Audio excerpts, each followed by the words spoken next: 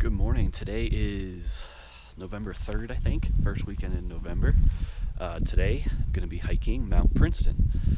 For a full hike review of Mount Princeton, you can check the link below. Right now we're at and by we, I mean Juno and myself, are at the radio towers here. So this is about 3 miles up into the hike. As you can see, my Legacy made it up here. I would say the road definitely requires some experience driving on four-wheel drive roads, but it's definitely doable. I scraped a couple times, but nothing major, nothing like driving up to Wetterhorn or anything like that.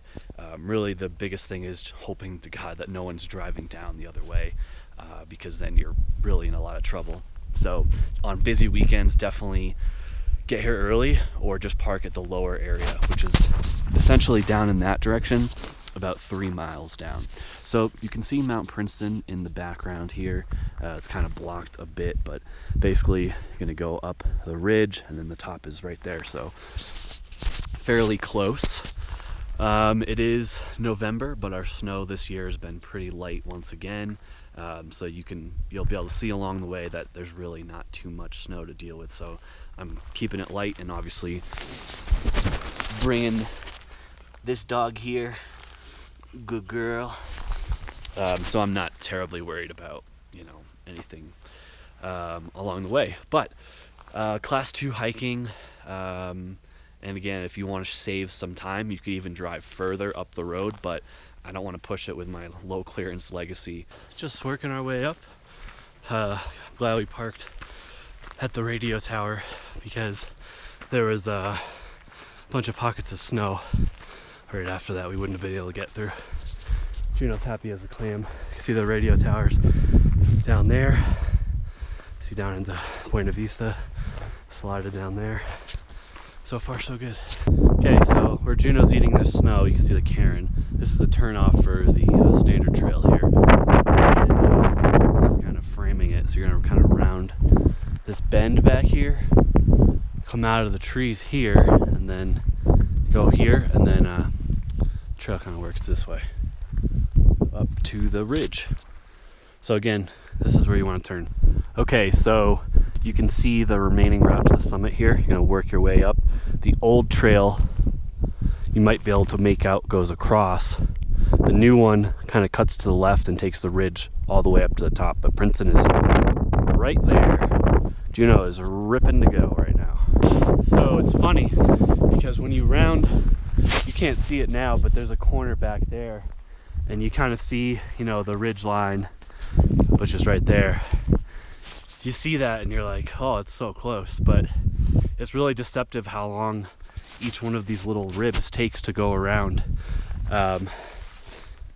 Even with the little bit of snow, it's slowing me down a bit, but I'm pretty much moving normal speed and just deceptive. So summit is right there though, and Juno's having a ball today, so I'm really happy I decided to bring her. I'm going to point out in a little bit where the old trail splits and the new one begins. That's kind of important. Ultimately, they'll both get you to the top, but you want to be conscious of, land restoration.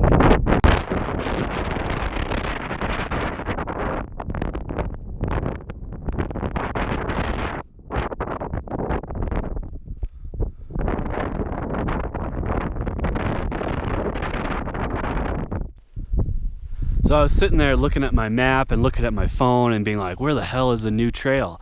I mean, it's pretty damn obvious. Even in the snow, you'd have to be a moron to not understand that they're clearly telling you to go that way. So basically zigzag up here, ridge, summit. Again, this is the split where the old trail is where Juno's going. And of course, she's a big dummy, so she's going that way. But you want to go this way to the top of the ridge, which is literally right there. Okay, working my way up almost to the ridge line, which is right there. Once you gain the ridge, you basically just jet your way over to the summit, which is actually that right there. There is no false summits really on Mount Princeton here. Juno's being a good girl. Everything's going fine so far. Okay, finally made the ridge here. A bit snowy, definitely harder to find the trail, but the route's fairly evident. The top is right there, so slow going now for sure, but hopefully we should be up there another 45 minutes or an hour, depending on how this one behaves.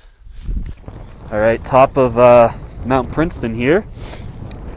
It's pretty windy today. Hopefully this audio comes through. We had some trouble finding the trail on the way up because of the snow. Just kind of made for harder route finding, but I'm sure in the summer it's easy. There is a lot of fake trails going on here though. Jesus, it's windy. Class 2 most of the way. Nothing crazy. Dog friendly, absolutely. Early fall, late spring, early summer, however you want to put it. Even with a little bit of snow is what I'm trying to get at. It's still good to go. We'll give you a whirl around here. So down over there, you got Mount Yale. You can even see Sherman in the distance up there.